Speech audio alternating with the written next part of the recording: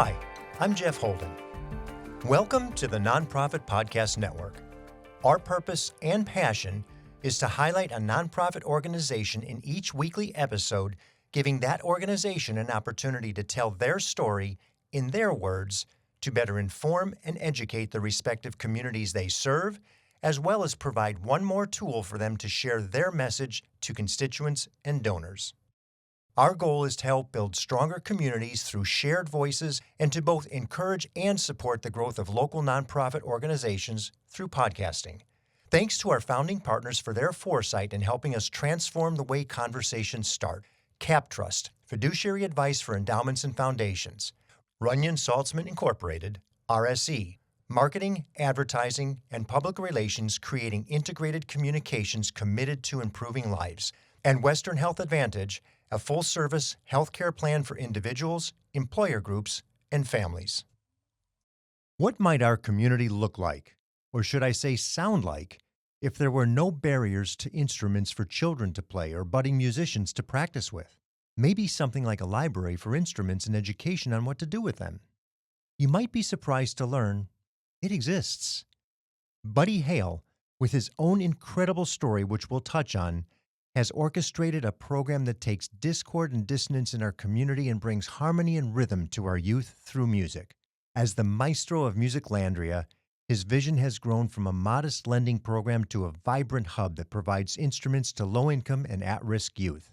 Incorporating a successful grant from Impact 100, we'll hear how the power of music has the ability to not only change lives, but change the celebration of community as well. Buddy Hale, welcome to the Nonprofit Podcast Network. Thank you so much for having me. Stoked to be here. Oh, I'm so excited, especially after having the opportunity to tour the facility and see the stuff that you've got going on and get a better understanding of what Musiclandria is. But before we do that, I want you to explain your story that brought you to this point. I had the opportunity to hear it at an event, a function where you were actually presenting, and it's an amazing story. So if you wouldn't mind. Absolutely. Yeah, my pleasure. So when I was 8 months old, my mom left me on my dad's doorstep. He had dementia by the time I was 6, and I landed in the foster system. At 8, I turned to drugs, and by 12, I got arrested. But everything changed when my probation officer saw potential beyond punishment. She enrolled me in drum lessons, and it really saved my life, like legit saved my life. Mm-hmm. Through music, I was able to build family-like bonds with other musicians, and I healed. And that's why I started Musiclandria, to support and inspire at-risk musicians. How long ago did you do that? About 14 years, in 2014, so about 10 years ago now. Okay. So in 2014, we launched Musiclandria, and our program's focused on a musician's hierarchy of needs: access, education, community building, and professional development. And yeah, we decided to serve low-income families, at-risk youth. And now about 40% of our users are people of color, and over 70% make less than $25,000 a year. What started in a tiny apartment with only 25 instruments grew into the largest free music instrument lending program in the entire United States. That is an amazing accomplishment. Yeah, thank you. To think from some little guy just banging on the drums in the foster system, I'm sure the foster homes and parents are going, whoa, right. I can't have this drum thing going on. Yep. It was like I had 2 pens banging on my desk, right? And no access to instruments. And when I got that access, it was a game changer. Tell me a little bit about the way that the music library works. I mean, I think you started out as like a library. It was lending with an expectation for the instruments to come back. And you've now morphed into a different process that feeds and provides content and in a variety of different ways, right? From instruments to technology, et cetera. So go ahead and walk us through how that works. Yeah, we have 3 programs that we're really leaning into right now, and it all started with our instrument program. So that's super unique, right? We put instruments into the hands of those who need them most, no cost and no barriers. People can come in, find an instrument, take it home for free, and keep it, right? Our mantra is take what you need and leave what you can. For some, that means donating instruments or funds. For others, it means volunteering time to grow the program. But for everyone, it means access and opportunity. We've provided over like 28,000 instruments since our launch, and that's valued at over $2.8 million. And in the last 8 months alone, we've received over $25,000 in instrument donations. Wow. So do you think that last 8 months donations is because of, recognition and people are starting to see that there's an opportunity for me to give back to that music community? That's the average. Okay. That's amazing. It's amazing.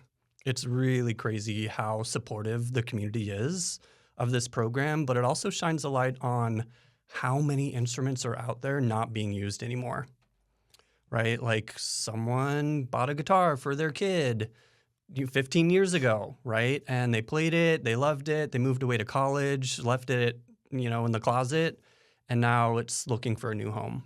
So we see that all the time. I want a guitar. I can come to Musiclandria. In a situation, I can't afford to buy a guitar, but if there happens to be one there at that point in time, I can take that instrument and begin to practice. It's a functioning instrument. Absolutely. Yeah. Yeah. For a minute, we were accepting kind of any instruments because we didn't have the capacity to like check every single one. And people were like, oh, I have this thing, but it needs repair. And we were like, okay, we could probably fix it. But then we were like, oh, it's getting really hard to fix all the instruments that need repair. So now we're like, working instruments only, please. Or if it's not functioning, could you help with the maintenance before you drop it off? Mm-hmm. To make it work so when somebody does get it, they can use it. Exactly. When I was there, you had an incredible instrument at the end of an aisle. Mm-hmm. What was that? That was a guzheng. Yeah, we recently purchased that for our musicians makerspace program. So that's a great transition into another program that we do in addition to the instrument one. Mm-hmm. So we also started Sacramento's very first musicians makerspace, where it's like a gym for musicians where they can exercise their creativity. And when you walk into the makerspace, you'll see local musicians recording music for film or video games, young families learning things like pianos or drum machines together. Through that program, we've recorded over 2,000 songs, produced nearly 600 music videos, and over 15,000 people have been hosted through our concerts, festivals, and meetups. Yeah, we currently have about 15 stations set up in the makerspace, and we're hoping to consistently grow and expand that over time. So not unlike any other makerspace, it's a group of varying musicians, varying interests, from familiar instruments all the way to fully digitized programming. Yep. It's amazing. I mean, I have not heard of anything that sounds anything like that. Is there something else out there that you modeled it after, or is it all original to Sacramento? Yeah, so this is kind of based on a lot of the training that I got while studying business at Sac State, right? Like, how do you develop a business idea or a business model? And one of the ways is to take a pre-existing business model and innovate on it, right? So me being a musician looked at the library model and was just like, this is very cool. Let's do it for music instruments. Mm-hmm. Same thing kind of happened with the makerspace model. It was just like, whoa, there's these really cool makerspaces out there, but nothing like that for a musician, right? And I did kind of the same thing there, being like, what would a makerspace for musicians look like? Is the makerspace, is it a fee? Do you pay to spend time in it? How does it work? Yeah, so we're using that as a way to try to generate revenue and support our instrument program, which is totally no fee, right? It's all based on a sharing economy, essentially. So we've got an hourly rate for the makerspace, a monthly rate, a quarterly rate, and an annual rate, giving people options to choose how they want to engage or test it out, right? Like see if they can try an hour and then see, oh my gosh, this was really cool. I want to do a month or a year. Not to mention just the collaboration of the people that are in those other 15 spaces, or 14 if you're in one. Right. You meet people, you learn things, and you get to engage in the community in a different way that you maybe hadn't before. I'm familiar with some musicians, and they're shy. Right. Going out and selling themselves is not what's easy for them to do, but here you're amongst your peers. Right. And that tends to really breed some interesting relationships as a result. I totally agree. Yeah. We see that a lot too. Before I launched the makerspace, we sent out an interest form to see like, hey, if we started this, what kind of services would you like to see as part of this program? And the number one thing was access to a community event space, because their musicians are shy, but they really want community, right? They really want family-like bonds, and they want to connect with people, share ideas, get inspired by other people. So I wasn't shocked to see a community event space as like the number one requested service. But after that, it was like access to an all-ages music venue, so that was really big too, kind of nestled in with a community event space. The second biggest need was just a spot to meet other musicians, right? So we put that really high up on our makerspace, being like, okay, well, we have these stations, but they're not isolated from the one right next to it. So we connected some of these musicians' makerspace stations so the person across from you can hear what you're doing and you can collaborate with them, write, record, and just, make music with them. And I know so importantly is the acceptance. In many cases, the traditional model, the traditional experience of whether it be career or school or whatever for a musician is a little different. They tend to stand out. It's a creative application that's so unique that you don't have the acceptance that you would as somebody who fits that mold a little bit more commonly. So I applaud that, especially for those kids in underserved communities. Where do they go? Right. And you're taking them out of the neighborhood and putting them into an engaging piece that might be exactly what they need. Yeah, absolutely. And again, it's also like, to expand on that just a little bit, it's like, what happens to the kids that can't thrive musically in the school system? Because that was me, right? It was just like, I'm going through some really tough stuff right now. I don't know how to communicate with anyone. School is not working for me. It's like making me turn even more inwards. My social anxiety is just through the roof. Like, I don't know how to connect with people, and school isn't working. So, like, the only way I was sort of address all that stuff, the only way I could address all that stuff I was going through was through, like, being alone in a room with an instrument, right? Like, sitting down with it, processing all my feelings and my thoughts through this instrument, right? Because I didn't know how to communicate verbally, but I could communicate and navigate my feelings through music. So I'm really hoping the space and all of our programs going forward do that for people that are falling through the cracks in like a traditional school setting or can't find their outlet. Right? What you just said, I think, is so beautifully phrased for so many people who are in that space. And collectively, we would say surely it starts in this scholastic academic setting, but there's people who are 30, 40, 50, 60 years old who never got out of it. Right. They were never able to express themselves appropriately. And if I'm not mistaken, there isn't an age limit on the makerspace or the use of the instruments. No way. Yeah, not at all. And you do see some adults coming in and 35, 45, 50 plus. Absolutely. Or people coming in with their families, right? We get a lot of full families coming in, right? Where it's like a mom, a dad, their kids, maybe even like their grandparent coming in with the grandkid, and they'll be like messing around with music together. And that's really fun too, because, it doesn't have to be one person at one station. I think the ultimate goal is just like people making music together and building whatever that is, in real time, connecting through music together or doing it solo if they need to, right? So I love it when like someone 50 plus comes in with someone that's 5. Oh, that's fantastic. Right? And like they a grandparent, grandchild or something? Right. And they're learning a synthesizer together. And like the kid is making some sound on a crazy keyboard and the grandparent or whatever is just like smiling from ear to ear. Sure, Right? sure. Yeah, those moments are pretty cool. I can only imagine. We'll return to this symphonic scoring of sound with Buddy Hale right after we hear from those who make the program possible.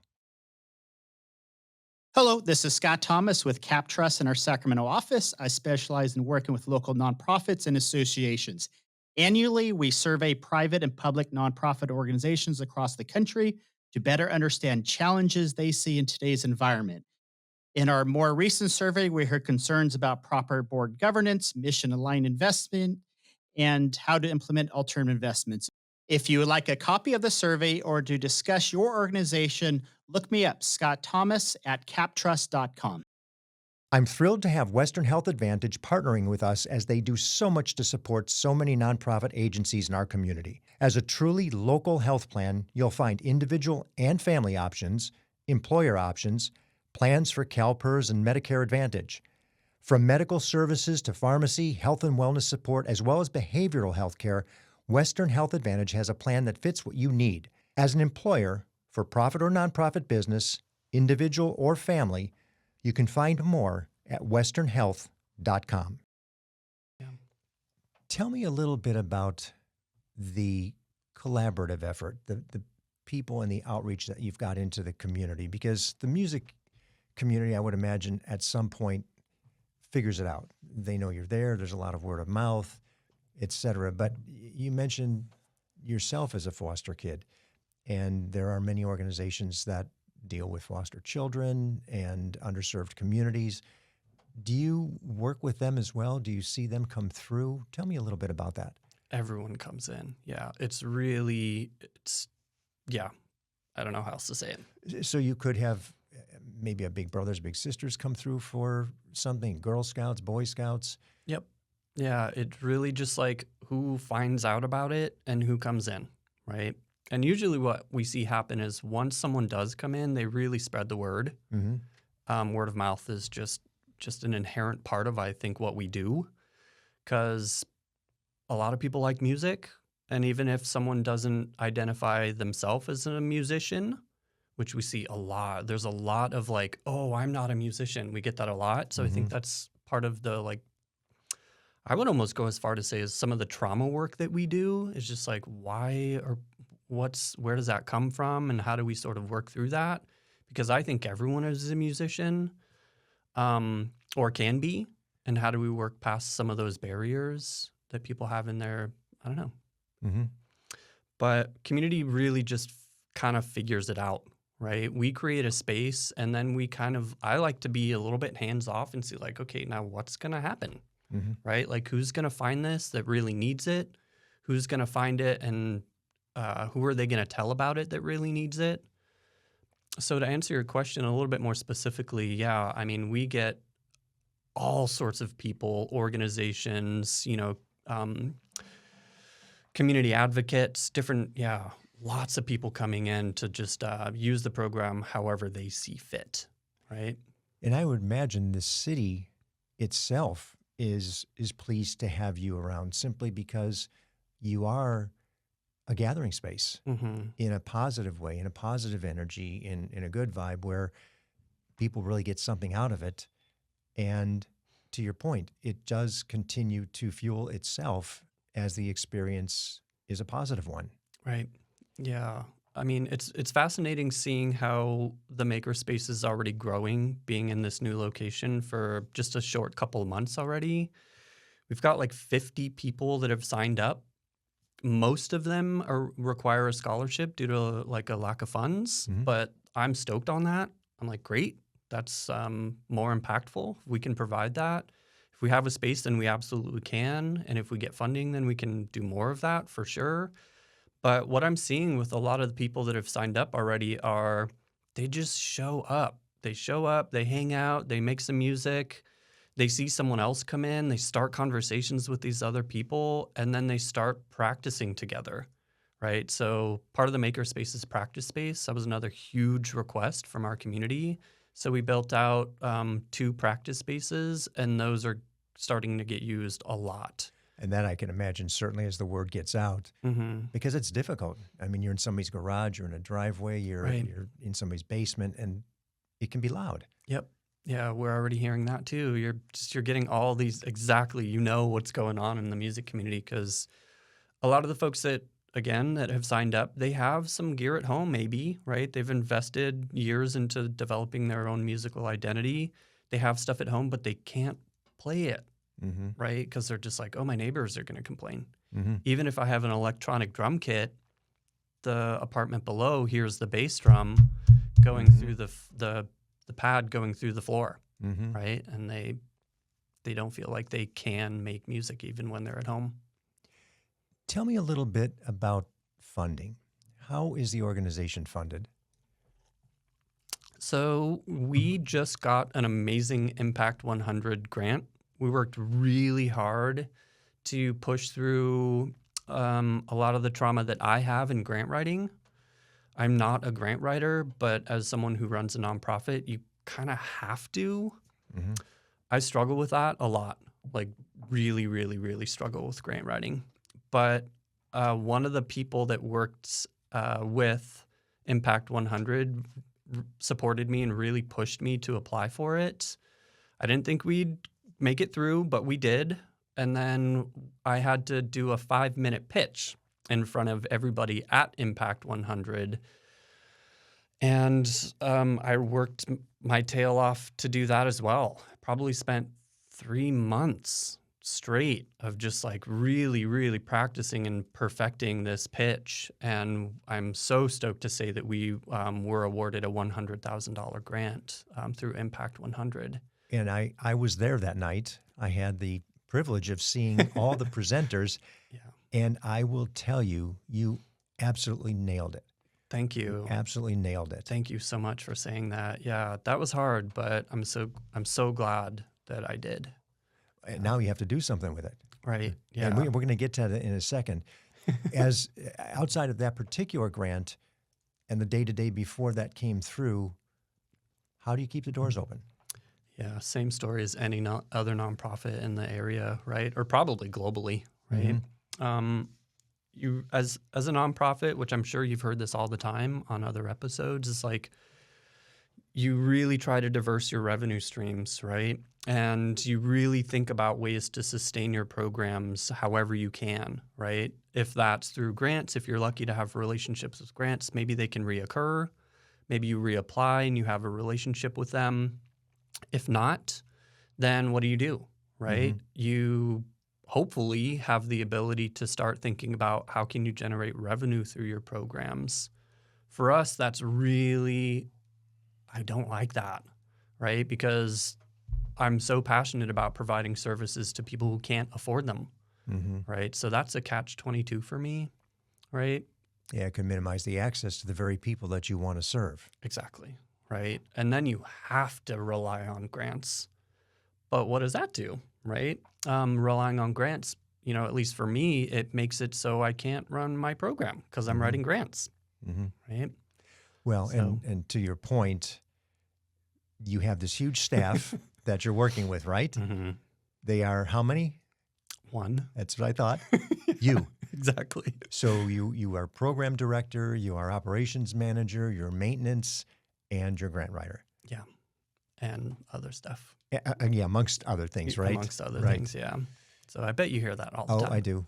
I do. And there's so many wonderful organizations with great causes and novel, unique ideas that serve a niche that you really want to see succeed.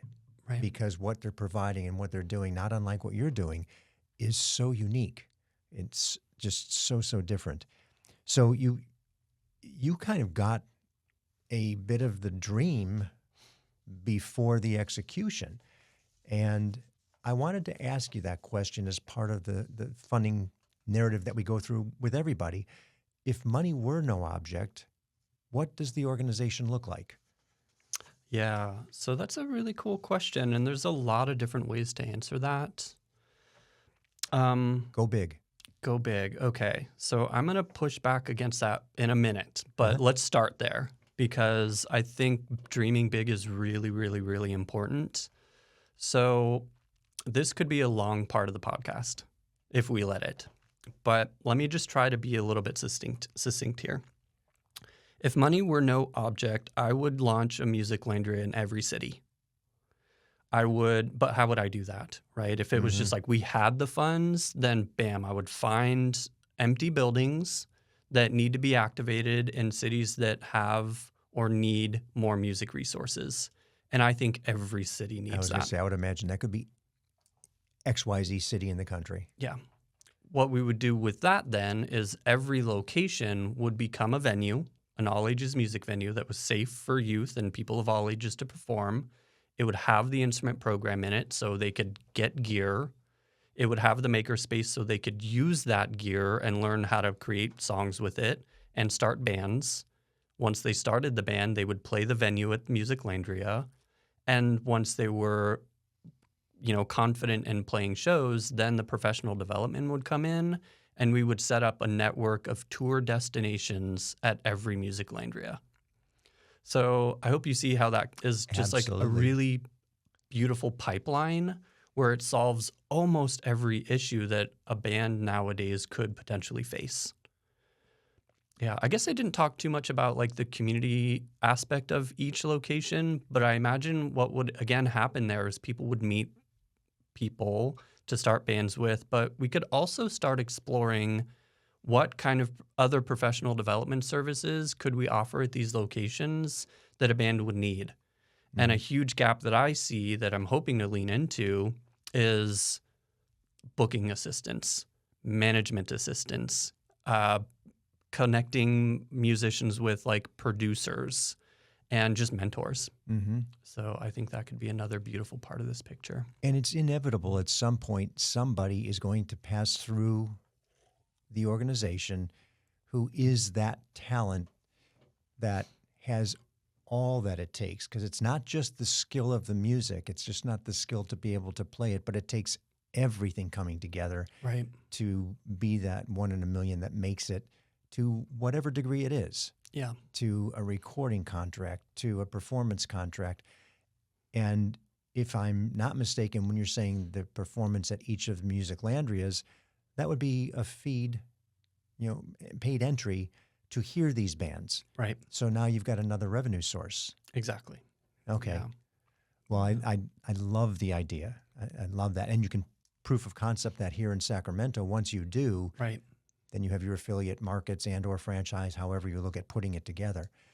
And imagine the draw that you would have just to the website to hear genres of music. I want to hear what he's got in rock or alternative or classical or whatever people might be doing. Yeah. See, I can go there with you. I get Yes, excited about it. yeah, me I get too. excited about it. How neat. Yeah. Now, I am a little bit predisposed because I know how you're going to answer this next question, but that is back to reality in our community today. And it's part of the reason you got the grant from Impact 100. What's the greatest need? Yeah. So I'm going to answer this in two ways. One, the greatest need for musicians that we serve is currently access to instruments, a place to meet other musicians, and all ages music venue is a really big one. So there's so many people that just have filled out like a recent survey through the city of Sacramento identifying a big need, and places to perform is a big one. Mm-hmm. Yeah. And then again, going back to our own internal survey, it's community event space. It's a place to access instruments. Recording services are big. And like creative prompts is another one that was kind of high up there. So people want to have fun with music, right? Mm-hmm. But they also want to be able to not have to work 2 day jobs, right?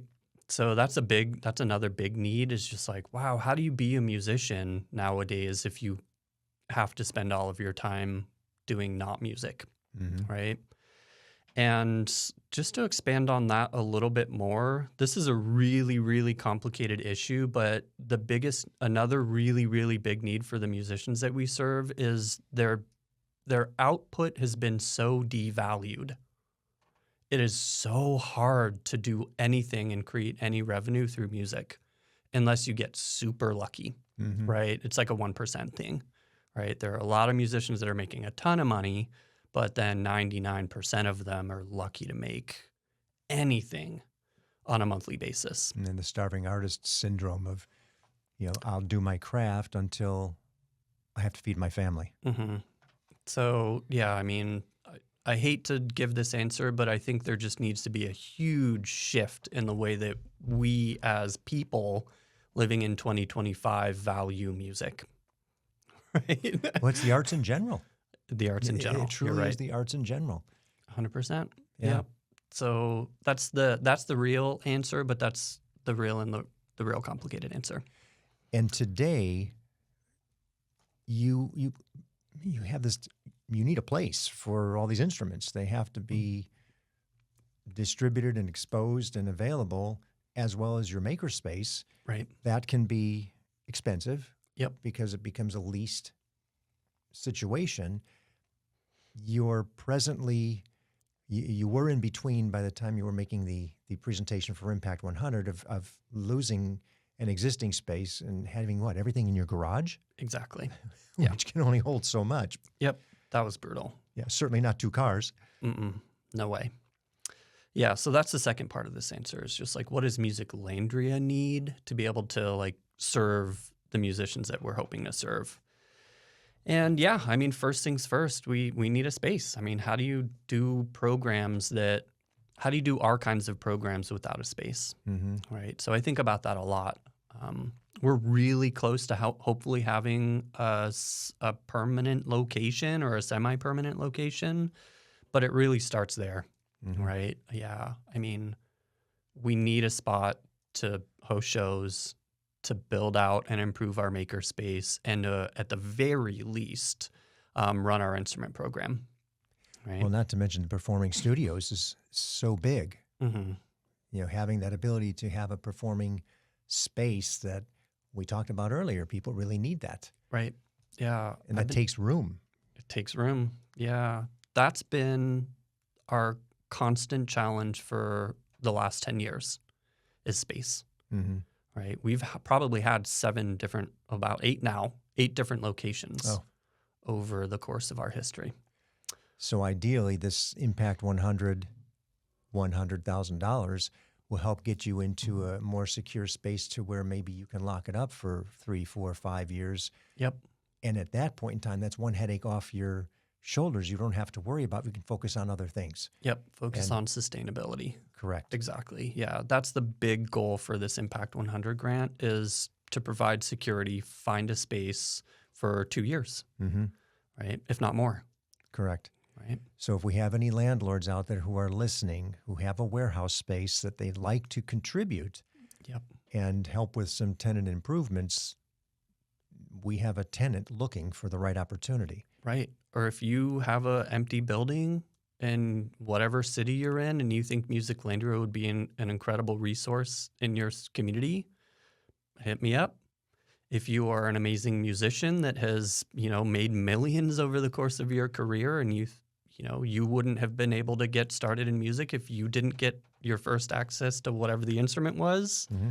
If your story,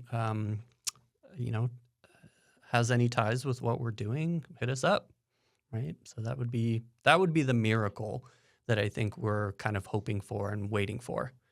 Right? Well, I know the intent is to have access. You have to be able to get access to, whether it be to the music community, to the community of the real estate community, to do your thing. Ideally, access to the musicians, where somebody does say, "I get it. Right. I was there. That was me. Right. And I want to see this thing play out to where it benefits so many others." And I've made mine. I've had my success, and I want to give it back. Right. And hopefully just this story and the work that you're doing and the continuous work that you're doing gets you out there more and more and more. The best way to get a hold of you is what? Website is really good. We have contact forms on there, all the information about our programs. There's even a support link if you want to volunteer or contribute to our programs. Pretty active on Instagram as well. If you're not into going on websites, you can follow us there, just Musiclandria. And I will put the handles for those on the Great. show notes, as well as the website, which is musiclandria.com. That's right. .org or .com? .com. It is .com. Okay. And for those who are watching on the YouTube channel, you can see it right behind Buddy here on the There it is. on the screen. Buddy, what you're doing is so cool for the community. It's so unique. I was really anxious once I had heard about you and saw your presentation at the Impact 100 event. I said, I have to talk to this guy. This is such a neat program. And what you do that overlaps and envelops so many of the other social organizations that we've got. Children in crisis in any way, shape, or form, families in crisis, Right. The foster youth, and people who are not unlike yourself that probably struggled to get through not only high school, but you got yourself through Sac State. So kudos to both of you, Sac State for getting you through and for you getting through it with a business degree. Those are the things that really make the program novel because it's appealing to a different niche of people in the community that can very often be overlooked. Right. And then they're dismissed, and what do? They go down the wrong path because there's nobody there to accept them. So for what you're doing and the way that you're getting it done is Herculean. I mean, Thanks you're for one saying guy. that. Thank you for saying that. We have to get you some support. And I'm excited because I will share with a variety of other people that I know might have an interest in working with, participating in some way, shape, or form, just as a result of our platform. But, for yourself, it's so unique and so beneficial that I just wish you the best of success in getting that space so that we can say and do an update on our newsletter. Hey, Yeah. Musiclandria scored. They've got a place for 3 years. They're stable. That's great. And everybody knows where to find you. And I'm sure when you do, it'll be up on the website as well. Absolutely. Yeah. Well, buddy, continued success. Thank and you. Thank you for what you're doing. My pleasure. Yeah. It's going to be an awesome year. Let's see Absolutely. what we can do. Absolutely it is. Give us a little riff here. All right, y'all. Play along. Here comes a beat.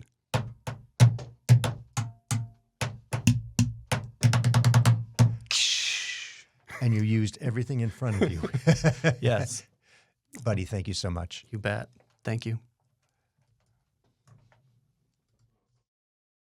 I hope you enjoyed the episode. If what you heard moved you, please reach out to that organization and do what you can to help. If you like and appreciate what we're doing to support local nonprofits, please give us a positive review, subscribe, and share. If you're a nonprofit with an interest in participating in an episode, you can reach me at jeff@hearmenowstudio.com. If you have a need for the services or products our sponsors offer, please reach out to them. Cap Trust, fiduciary advice for endowments and foundations, Runyon Saltzman Incorporated, RSE, marketing, advertising, and public relations creating integrated communications committed to improving lives, and Western Health Advantage, a full-service healthcare plan for individuals, employer groups, and families. The Nonprofit Podcast Network is a production of, is recorded at, and edited by Hear Me Now Studio.